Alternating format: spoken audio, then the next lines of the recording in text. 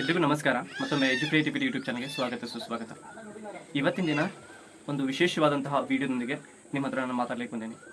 2019 ಅವರು ಒಂದು ವರ್ಷದ ಹಿಂದ್ಗಡೆನೆ ಅಂದರೆ 2018 ಒಳಗಡೆ BEd ಅನ್ನು ಮುಗಿಸ್ತಾರೆ. 2019 GPSTR ಪರೀಕ್ಷೆಯನ್ನು ಬರೀತಾರೆ. ಅದರೊಳಗಡೆ ಅವರು ಸರಿಯಾಗಿ ಪ್ರಿಪರೇಷನ್ ಮಾಡೋಂಗಿಲ್ಲ, ಸೊ ಹಿಂಗಾಗಿ ಫೇಲ್ ಆಗಾರ. 2022 ಮತ್ತೊಂದು ಪರೀಕ್ಷೆಯನ್ನು ಬರೀತಾರೆ GPSTR. ಅಗೇನ್ ಅಲ್ಲಿ ಏನಾಗ್ತದೆ ಅಂತಂದ್ರೆ ಜಸ್ಟ್ 2 ಮಾರ್ಕ್ಸ್ ಒಳಗೆ ಒಬ್ಬ ಅಭ್ಯರ್ಥಿಯ ಮುಂದೆ ಇಟ್ಕೊಂಡು ಅವ್ರ ಹಿಂದೆ ಇದ್ದು ಸೊ ಅಲ್ಲಿ ಫೇಲ್ ಆಗ್ತಾರೆ. ಸೊ ಹೆಂಗಂತಂದ್ರೆ ಅವರು ತಮ್ಮ ಜಿಲ್ಲೆಯೊಳಗೆ ಏನಾದರೂ ಪರೀಕ್ಷೆಯನ್ನು ಬರೆದಿದ್ರ ತಮ್ಮ ಜಿಲ್ಲೆಯೊಳಗೆ ಏನಾದರೂ ಪರೀಕ್ಷೆಯನ್ನು ಬರೆದಿದ್ರ ಅವರು ಇಷ್ಟು ತನಗಲೇ ಪಾಸ್ ಆಗಿ ಮತ್ತು ತಮ್ಮ ಪಕ್ಕದ ಊರೊಳಗಡೆ ಅವರು ಶಿಕ್ಷಕರಾಗ್ತಿದ್ರು. ಯಾರ್ದೋ ಮಾತನ್ನ ಕೇಳ್ಕೊಂಡು ಅವರು ಎಲ್ಲೋ ಬೇರೆ ಜಿಲ್ಲೆಯೊಳಗೆ ಬಿಜಾಪುರದೊಳಗೆ ಬರೆದ್ರ ಪರೀಕ್ಷೆಯನ್ನ, ಆ ಒಂದು ಜಿಲ್ಲೆಯೊಳಗೆ ಪರೀಕ್ಷೆಯನ್ನ ಬರೆದಾದ್ಮೇಲೆ ಗೊತ್ತಾಯ್ತು ಅವ್ರಿಗೆ ಸೊ ನಾನು ಸೆಲೆಕ್ಷನ್ ಆಗೋದಿಲ್ಲ ಅಂತ. ಸೊ ಹೌದು ಆತ್ಮೀಯರೇ, ನಾನು 2019ರಿಂದ 2022 ನೋಡಿ ಎಷ್ಟು ವರ್ಷ, ಅದಾದ್ಮೇಲೆ 2025 ಸುಮಾರು 6 ವರ್ಷ ಆಯ್ತು ಅವರು ನಿರಂತರವಾಗಿ ಓದ್ತಾ ಇದ್ದಾರೆ. ಅವರೊಳಗೂ ಒಬ್ರು ಏನಂತ ನಾನು ಕೂಡ ಒಳ್ಳೆ ಶಿಕ್ಷಕನಾಗ್ಬೇಕಂತ ಅವ್ರಿಗೆ ಆಸೆ ಇದೆ, ಅದರೊಳಗೆ ವಿಶೇಷವಾಗಿ ಸರ್ಕಾರಿ ನೌಕರದ ಶಿಕ್ಷಕನಾಗ್ಬೇಕಂತ. ಸೊ ಮತ್ತು ಅದ್ರ ಜೊತೆಗೆ ಕಾಂಪಿಟೇಷನ್ ಒಳಗಡೆ ಟಫ್ ಕಾಂಪಿಟೇಷನ್ ಹೆಂಗೈತಿ, ಮತ್ತೆ ಈಗ ಆಲ್ರೆಡಿ ನೇಮಕಾತಿ ಆದವರು ಮತ್ತೊಂದ್ಸಲ ಹೆಂಗೆ ಪರೀಕ್ಷೆಯನ್ನು ಬರೆದು ಮತ್ತೆ ಅವರು ಅಗೇನ್ ತಮ್ಮ ಜಿಲ್ಲೆಯನ್ನು ಬಿಟ್ಟು ಬೇರೆ ಜಿಲ್ಲೆಗೆ ಅವರು ನೇಮಕಾತಿ ಒಳಗೆ ಬಂದು ಹಿಂದಿನ ಸರ್ವಿಸನ್ನು ಬಿಟ್ಟು ಮತ್ತೆ ಮುಂದಿನ ಸರ್ವಿಸಿಗೆ ಬರಲಿಕ್ಕೆ ಹೆಂಗೆ ಪ್ರಯತ್ನ ಪಡ್ತಾರೆ. ಮತ್ತು ಅದರೊಳಗೆ ವಿಶೇಷವಾಗಿ ಈಗೆಲ್ಲ ಯಾರ್ಯಾರು BEd ಮುಗಿಸಿರಿ ಅವ್ರಿಗೆ ಒಂದು ಜೋಶ್ ಇರ್ತದೆ, ಒಂದು ಹುರುಪು ಇರ್ತದೆ, ಅವ್ರಿಗೆ ಒಂದಿಷ್ಟು ಮಾತುಗಳನ್ನು ಹೇಳಕ್ಕೆ ಇಷ್ಟಪಡ್ತೀನಿ. ಒಟ್ಟಾರೆ ಒಳಗೆ ಈ ಒಂದು ವಿಡಿಯೋ ವಿಶೇಷವಾಗಿರ್ತದೆ, ಸಂಪೂರ್ಣವಾಗಿ ವೀಕ್ಷಣೆ ಮಾಡಿರಿ. ತಮಗೆ ಒಂದಿಷ್ಟು ಅನುಭವಗಳನ್ನು, ನನ್ನ ಅನುಭವಗಳೆಲ್ಲ ನಾನು ನನ್ನ ಸ್ನೇಹಿತರ ಜೊತೆ ಮಾತಾಡಿದಾಗ ಅವರೊಳಗೆ ಬಂದಂಥ ಅನುಭವಗಳು ನಿಮ್ಮ ಹತ್ರ ಹಂಚ್ಕೊಳ್ಳಿಕ್ಕೆ ಇವತ್ತಿನ ಮಾಡಿದ್ದೀನಿ. ಅವ್ರಿಗೆ ನಾನು ಒಂದು ಪ್ರಶ್ನೆ ಕೇಳಿದೆ, ಸರ್ ಈ ನೋಟಿಫಿಕೇಶನ್ ಅಂದರೆ ಈ ವರ್ಷದ ನೋಟಿಫಿಕೇಶನ್ ಲೇಟಾಗಿ ಆಗಬೇಕಾ ಏನು ಬೇಗನೆ ಆಗಬೇಕಂತ. ಅವ್ರು ಹೇಳಿದರು ಇಲ್ಲ ಸರ್ ಲೇಟಾಗಿನೇ ಆಗಬೇಕು, ಯಾಕೆಂದರೆ ನಾವು ಇನ್ನೂ ಓದೋದು ಬಹಳ ಇದೆ. ಒಂದು ವೇಳೆ ನೋಟಿಫಿಕೇಶನ್ ಆದರೆ ಈಗ ಆಲ್ರೆಡಿ ಯಾರ್ಯಾರು ಓದಿರ್ತಾರಲ್ಲ ಅವರು ಜಾಬ್ ಒಳಗೆ ಹೋಗ್ತಾರೆ. ಮತ್ತು ಅವ್ರು ಇನ್ನೊಂದು ಮಾತನ್ನು ಹೇಳಕ್ಕೆ ಇಷ್ಟಪಡ್ತಾರೆ, ಕಾಂಪಿಟೇಷನ್ ಒಳಗೆ ಟಫ್ ಕಾಂಪಿಟೇಷನ್ ಇದೆ ಅಂತ ಹೇಳಿದರು. ಕಾಂಪಿಟೇಷನ್ ಒಳಗಡೆ ಟಫ್ ಕಾಂಪಿಟೇಷನ್ ಅಂದ್ರೆ ಏನು ಅಂತ ನಾನು ಕೇಳಿದೆ ಅವ್ರಿಗೆ. ಅವ್ರು ಏನು ಹೇಳಿದ್ರಪ್ಪ ಅಂದ್ರೆ ವೆರಿ ಸಿಂಪಲ್ ಸರ್. ಈಗ ನೋಡಿ ಆಲ್ರೆಡಿ ಅವರು ಏನು ಮಾಡಿರ್ತಾರೆ ಅಂತ ಎಕ್ಸಾಮ್ ಬರೆದು ಪಾಸ್ ಆಗಿರ್ತಾರೆ. ಟೇಕ್ ಅನ್ ಎಕ್ಸಾಂಪಲ್, GPSTR ಬರೆದಿರ್ತಾರೆ ಎಕ್ಸಾಮ್, ಮತ್ತೆ ಕೆಲವೊಬ್ರು ಏನಾಗಿರ್ತಾರೆ ಕೇಂದ್ರೀಯ ವಿದ್ಯಾಲಯದಲ್ಲಿ ಪರೀಕ್ಷೆಯನ್ನು ಬರ್ತಿರ್ತಾರೆ. ಸೊ ಅವ್ರು ಏನು ಮಾಡ್ತಾರೆ ಸರ್ ಅಂತಂದ್ರೆ ಅವ್ರಿಗೆ ಯಾವುದೇ ಕಾರಣಕ್ಕೂ ಬೇರೆ ಜಿಲ್ಲೆಗಳು ಬರ್ದಿರ್ತಾರೆ. ಸೊ ಹಿಂಗೆ ಸೆಲೆಕ್ಟ್ ಆಗಿ ಅಲ್ಲಿ ಸರ್ವಿಸ್ ಮಾಡ್ತಾರೆ. ಅಲ್ಲಿ ಬಿಸಿಲಿರ್ತದೆ, ಕುಡಿಲಿಕ್ಕೆ ನೀರು ಇರಂಗಿಲ್ಲ, ಮನೆ ಬಿಟ್ಟು ದೂರ ಇರಬೇಕಾಗ್ತದೆ, ಮತ್ತೆ ಸಿಟಿ ಬಿಟ್ಟು ಬಹಳ ದೂರಾಗಿ ಅವರು ಸರ್ವಿಸ್ ಮೀನ್ಸ್ ಕೆಲಸ ಮಾಡ್ತಿರ್ತಾರೆ ಸ್ಕೂಲ್ ಒಳಗೆ. ಅವ್ರು ಏನು ಮಾಡ್ತಾರೆ ಅಂದ್ರೆ ಸರ್ ತಮ್ಮ ಒಂದು ಏನು ಬೇರೆ ಜಿಲ್ಲೆ ಏನಿದೆಯಲ್ಲ ಸರ್ವಿಸ್ ಮಾಡುವಂಥದ್ದು ಅಥವಾ ಏನು ಒಂದು ಬಹಳ ದೂರ ಏನಿದೆಯಲ್ಲ ಆ ಒಂದು ಸ್ಕೂಲನ್ನು ಬಿಟ್ಟು ಬೇರೆ ಸ್ಕೂಲಿಗೆ ಅಂದರೆ ತಮ್ಮ ಒಂದು ಜಿಲ್ಲೆಯ ಸ್ಕೂಲಿಗೆ ಬರಬೇಕಂತ ಇಷ್ಟಪಟ್ಟು ಅವ್ರು ಏನು ಮಾಡ್ತಾರೆ ಪರೀಕ್ಷೆಯನ್ನು ಮತ್ತೊಂದು ಸಲ ಬರೀತಾರೆ. ಅಂದರೆ ಈಗ ನೋಡಿ ಫಾರ್ ಎಕ್ಸಾಂಪಲ್ ನಾನು ಬೆಳಗಾವಿ ಜಿಲ್ಲೆ ಬಂದಿದ್ದೀನಿ, ನಾನು ಬಿಜಾಪುರ ಹೋಗಿದ್ದೀನಿ ಅಥವಾ ರಾಯಚೂರಿಗೆ ಹೋಗಿನಿ. ರಾಯಚೂರು ಒಳಗಡೆ ಸರ್ವಿಸ್ ಮಾಡೋಕೆ ನಾನು ಸ್ಟಾರ್ಟ್ ಮಾಡೀನಿ. 2019 ನೇಮಕಾತಿ ಆಗಿದೆ. ನಾನು ಏನು ಮಾಡ್ತೀನಿ ಅಲ್ಲಿ ನಾನು ಸರ್ವಿಸ್ ಮಾಡ್ಲಿಕ್ಕೆ ಸ್ಟಾರ್ಟ್ ಮಾಡ್ತೀನಿ. ಬಿಸಿಲು ಭಾಳ ಇದೆ, ಕೆಲವೊಂದ್ಸಲ ಅಲ್ಲಿ ಏನಾಗ್ತಿದೆ ನನಗೆ ಸರಿಯಾಗಿ ಓದೋಕ್ಕಾಗ್ತಾ ಇಲ್ಲ ಅಥವಾ ನನ್ನ ಹೆಲ್ತ್ ಇಶ್ಯೂ ಬರ್ತಾ ಇದೆ. ಹಿಂಗಾಗಿ ನಾನು ಏನು ಮಾಡ್ತೀನಿ ಮತ್ತೆ ನಾನು ಬೆಳಗಾವಿ ಜಿಲ್ಲೆಗೆ ಬರಬೇಕಂತ ಇಷ್ಟಪಟ್ಟು ಮತ್ತೆ ಅಗೇನ್ ಮುಂದೆ ಬರುವಂಥ ಶಿಕ್ಷಕ ನೇಮಕಾತಿಗಳು ಮತ್ತೆ ಅವರೇ ಅಪ್ಲಿಕೇಶನ್ ಹಾಕ್ತಾರೆ. ಅಪ್ಲಿಕೇಶನ್ ಹಾಕಿ ಈಗ ಆಲ್ರೆಡಿ ಅವ್ರು ಸರ್ವಿಸ್ ಒಳಗಡೆ ಅವ್ರು ಅದನ್ನೇ ಕಲಿಸಿರ್ತಾರೆ, ಅದನ್ನೇ ಹೇಳಿರ್ತಾರೆ. ಈಗ ಆಲ್ರೆಡಿ ಒಂದು ಹೆಜ್ಜೆ ನಿಮ್ಗಿಂತ ಮುಂದಿದ್ದಾರೆ ಅವರು. ಸೊ ಒಂದು ಹೆಜ್ಜೆ ಮುಂದಿರುವಾಗ ಇಲ್ಲಿ ನಾವು ವಿಚಾರ ಮಾಡಬೇಕು ನೋಟಿಫಿಕೇಶನ್ ಬೇಗನೆ ಆಗಬೇಕು ಅಥವಾ ಲೇಟ್ ಆಗಬೇಕಂತ. ಸೊ ಓದೋದು ಭಾಳ ಇದೆ ತಾನೇ, ನಾವು ಅರ್ಥ ಮಾಡ್ಕೋಬೇಕು. ಇದಕ್ಕೆ ಅವ್ರು ಏನು ಹೇಳಿದ್ರು ಅಂದರೆ ಕಾಂಪಿಟೇಷನ್ ಟಫ್ ಕಾಂಪಿಟೇಷನ್ ಇದೆ, ಮತ್ತೆ ಈಗ ಆಲ್ರೆಡಿ ಅವ್ರು ಸರ್ವಿಸ್ ಒಳಗೆ ಇರೋದ್ರಿಂದ ಅವ್ರಿಗೆ ಚೆನ್ನಾಗಿ ನಾಲೆಜ್ ಇರ್ತದೆ, ಮತ್ತು ಬೇಸಿಕ್ ಟೆಕ್ಸ್ಟ್ ಬುಕ್ಸ್ ಬಗ್ಗೆ ಬಹಳಷ್ಟು ಅರಿವು ಇರ್ತದೆ. ದಿನನಿತ್ಯ ಅವ್ರು ಅದನ್ನೇ ಕೆಲಸ ಮಾಡ್ತಿರ್ತಾರೆ, 2 ವರ್ಷ 3 ವರ್ಷ ಕಲಿಸಿರ್ತಾರೆ. ಸೊ ಅವ್ರು ಯಾವುದೋ ಒಂದು ಪ್ರಶ್ನೆ ಹೇಳಿದ್ರೆ ಪಟ ಪಟ ಪಟ ಹೇಳ್ಬಿಡ್ತಾರೆ. ಈಗ ಚಿಕ್ಕದೇವರಾಜ ಏನು ಒಡೆಯರ್ ಅಂತಂದ್ರೆ ಅವರು ನವಕೋಟಿ ನಾರಾಯಣ, 18 ಕಚೇರಿ, ಸೊ ಹಿಂಗೆಲ್ಲ ಅವ್ರು ಏನು ಮಾಡ್ತಾರೆ ಅವ್ರು ಸಾಧನೆಗಳನ್ನ ಹೇಳಿಕ್ಕೆ ಸ್ಟಾರ್ಟ್ ಮಾಡಿಬಿಡ್ತಾರೆ.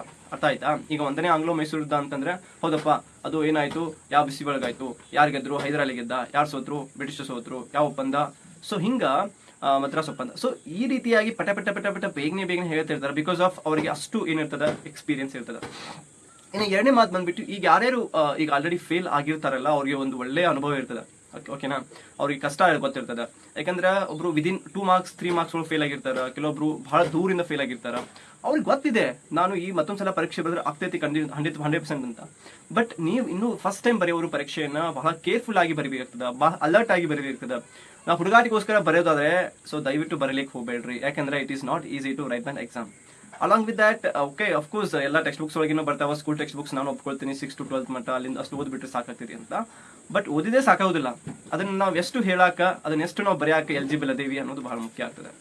ಮತ್ತೆ ಮುಂದೆ ಬಂದ್ಬಿಟ್ಟು ಇಲ್ಲಿ ನಾವು ಏನು 3 ಪೇಪರನ್ನ ನಾವು ಸಮಾನವಾಗಿ ಓದ್ಕೊಳ್ಬೇಕಾಗ್ತದೆ. ಯಾರು ಸಮಾಜ ವಿಜ್ಞಾನ ಮತ್ತು ವಿಜ್ಞಾನ ಗಣಿತ ಟೀಚರ್ಸ್ ಏನಿದ್ರಲ್ಲ ಮತ್ತು ಇಂಗ್ಲೀಷ್ ಶಿಕ್ಷಕರು 1 ಮತ್ತು 2ನೇ ಪೇಪರನ್ನು ಜಾಸ್ತಿ ಒತ್ತು ಕೊಡಬೇಕಾಗ್ತದೆ. ಪೇಷನ್ಸ್ಗೆ ಅವರು ಏನು ಮಾಡ್ತಾರೆ ಅಂತಂದರೆ ವೆರಿ ಸಿಂಪಲ್. ಪ್ರತಿನಿತ್ಯ ಅವರು ಏನು ನಾನು ಹೇಳಿದ್ನೆಲ್ಲ ಏನು 6 ವರ್ಷ ನಿರಂತರವಾಗಿ ಓದ್ತಾ ಇದ್ದಾರೆ ಅಂತಂದ್ರೆ, ಸೊ ಇವನ್ ಅವರು ಮನೆಯೊಳಗಡೆ ಏನು ಸ್ವಲ್ಪ ಮದುವೆ ಮಾಡ್ಕೊರಿ ಅಂತಂದು ಕೂಡ ಸಜೆಸ್ಟ್ ಮಾಡಿದ್ರೆ, ಅವರು ಒಂದ್ಸಲ ನಮ್ಮ ಮದುವೆ ಆದರೆ ಸೊ ಇಲ್ಲಿ ಓದೋದು ಕೈ ತಪ್ತದೆ. ಮತ್ತು ವಿಶೇಷವಾಗಿ ಅವರು ಗೆಸ್ಟ್ ಆಗಿ ಬೇರೆ ಕಡೆ ಎಲ್ಲ ಹೋಗ್ತಿರ್ತಾರಲ್ಲ, ಗೆಸ್ಟ್ ಟೀಚರ್ ಆಗಿ. ಸೊ ಹೀಗಾಗಿ ತಮ್ಮ ಒಂದು ಜೀವನಕ್ಕೆ ತಮಗೆ ದುಡ್ಡನ್ನು ಸರಿಯಾಗಿ ಹಾಕೊಳ್ಳಿಕ್ಕಾಗಲ್ಲ. ಇನ್ನು ಮತ್ತು ನನ್ನ ಹೆಂಡತಿ ಮಕ್ಕಳು ಬಂದರೆ ನಾನು ಅವ್ರು ಹೆಂಗೆ ಮೀನ್ಸ್ ರೊಕ್ಕ ಕೊಡೋದು ಮೀನ್ಸ್ ಎಲ್ಲ ಖರ್ಚುಗಳನ್ನು ಹೆಂಗೆ ನಿಭಾಯಿಸೋದು ಅಂತ ಬಹಳಷ್ಟು ಪ್ರಶ್ನೆಗಳನ್ನು ಹಾಕಿದ್ರು. ಅವರು ಒಳ್ಳೆಯ ವಿಚಾರಗಳು, ಒಳ್ಳೆಯ ಅನುಭವಗಳನ್ನು ಅವ್ರ ಹತ್ರ ಹಂಚ್ಕೊಂಡ್ರು. ನನಗೂ ಬಹಳ ಅಂದರೆ ಒಂದು ರೀತಿ ಒಳಗಡೆ ಒಡನಾಟ ಹೆಚ್ಚಾಗಿ ಚೆನ್ನಾಗಿ ಆಯಿತು. It's a kind of a good conversation which I had. ಆಮೇಲೆ ಜೊತೆಗೆ ಮುಂದಿನ ಪ್ರಶ್ನೆ ನಾನು ಏನು ಕೇಳಿದೆ ಅಂತಂದ್ರೆ, ಸರ್ ನೀವೇನು ಆ ವರ್ಷ ಏನು ಫೇಲ್ ಆದ್ರಲ್ಲ, ಏನು ಇದನ್ನ ಒಂದು 2-3 ಮಾರ್ಕ್ಸಲ್ಲಿ ಏನು ಅವರು 1 ತಿಂಗಳ ಜೊತೆ ಯಾರ ಜೊತೆ ಮಾತಾಡಿಲ್ಲ. ಸೊ ಅಷ್ಟು ಗಂಭೀರವಾಗಿ ಮತ್ತು ಅಷ್ಟು ಅದನ್ನು ಮನಸ್ಸಿಗೆ ಹಚ್ಕೊಂಡಿದ್ರು ಅಂತ. ಅಂದರೆ ಪರೀಕ್ಷೆ ಮತ್ತು ತಯಾರಿ ಅಂತ ಬಂದ್ಬಿಟ್ಟಾಗ, ಮತ್ತು ಗುರಿ ಅಂತ ಬಂದ್ಬಿಟ್ಟಾಗ ನಾವು ಎಲ್ಲವನ್ನೇ ಬಿಟ್ಟು ತ್ಯಾಗ ಮಾಡಿ ಓದಿರ್ತೀವಿ. ಬಟ್ ನಮ್ಮದೇ ಅಲ್ಲಂತಹ ಕೆಲವೊಂದಿಷ್ಟು ಏನಾಗ್ತಿರ್ತದೆ, ನಾವು ಹೇಳ್ತೀವಲ್ಲ, ಕೆಲವೊಂದ್ಸಲ ಹೇಳ್ಬಿಡ್ತೀವಿ 99% ನಮ್ಮ ಹಾರ್ಡ್ ವರ್ಕ್ ಇರಬೇಕು, 1% ಲಕ್ ಇರಬೇಕು. ಲಕ್ ಜೊತೆಗೆ ನಾವು ಏನಾಗ್ತೀವಿ, ಕೆಲವೊಂದ್ಸಲ ಪಾಸ್ ಕೂಡ ಆಗ್ತೀವಿ. ಆದರೆ ನಾನು 100% ನಿಮಗೆ ನಾನು ಹೇಳಂಗಿಲ್ಲ ಲಕ್ ಮೇಲೆ ಲೈಫ್ ಲೀಡ್ ಮಾಡ್ರಿ ಅಂತ. ಬಟ್ ನಾನೇನು ಸಜೆಸ್ಟ್ ಮಾಡ್ತೀನಿ ಅಂತಂದರೆ, ನಿಮ್ಮ ಎಫರ್ಟನ್ನು 99% ಹಾಕ್ರಿ. ಬಟ್ ಇನ್ನು 1% ಏನು ಲಕ್ ಇರೋದಿಲ್ಲ, ಅದು ನಿಮ್ಮ ಕೆಲವೊಂದ್ಸಲ ನಿಮ್ಮ ಜೀವನದೊಳಗೆ ಮ್ಯಾಟ್ರ್ ಆಗ್ತೈತಿ. ಅದು ಅವ್ರು ನನಗೆ ಹೇಳಿದರು. ನನಗೆ ಅದು ಹೌದಲ್ಲ, ಅವ್ರು ಹೇಳೋದು ಸರಿ ಅಂತ ಅನಿಸ್ತು. ಯಾಕಂದರೆ ಅವ್ರು ಎಷ್ಟೋ ಎಫರ್ಟ್ ಹಾಕಿದ್ರು ಕೂಡ, ಎಷ್ಟೋ ಮಾಡಿದ್ರು ಕೂಡ ಕೊನೆಗೆ 1% ಲಕ್ ಕೂಡ ಅವರಿಗೆ ಸಿಗಲಿಲ್ಲ. ಓಕೆ, ಇನ್ನು ಮುಂದಿನ ಪ್ರಶ್ನೆ ಬಂದುಬಿಟ್ಟು, ನಾವು ಈಗ ನಾವು ಅನೇಕರು ಹೇಳ್ತಿರ್ತೀವಿ, ಈಗ 22 ಪರೀಕ್ಷೆ ಆಯಿತು, ಬೇಗನೆ ನೋಟಿಫಿಕೇಶನ್ ಆಗಲಿ ಅಂತ. ಈಗ ಒಂದು ಪರೀಕ್ಷೆ ಏನಾದರೂ ಕರಪ್ಷನ್ ಆದರೆ, ಓಕೆ, ನೀವು ಆಲ್ರೆಡಿ 2021 PSI ನೋಟಿಫಿಕೇಶನ್ ಹಾಗಾದ್ರೆ ನೋಡಿಬಿಟ್ಟಿರಿ.